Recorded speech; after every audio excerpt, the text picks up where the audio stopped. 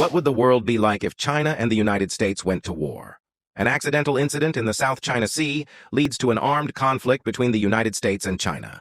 Both sides assert their power and are willing to take military measures to defend their interests. The South China Sea becomes a battleground between the United States and China. 10 days later, the United States deploys the 7th Fleet with 100 warships, 500 fighter jets, and over 100,000 troops into the South China Sea. The Chinese Navy dispatches the South Sea Fleet to counteract the advances of the United States.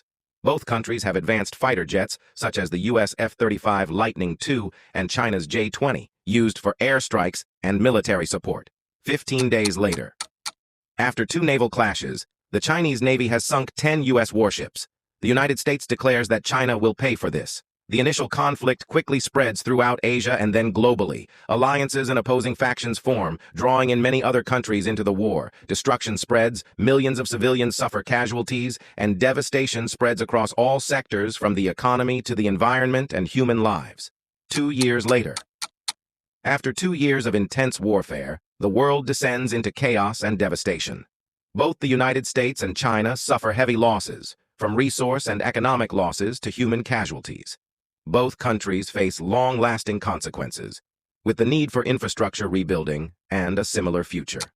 5 years later, after a period of suffering, the United States and China realize that using weapons in war is not the best choice. They promote the peace process and cooperation to prevent the spread of devastating consequences and build a better future for the world.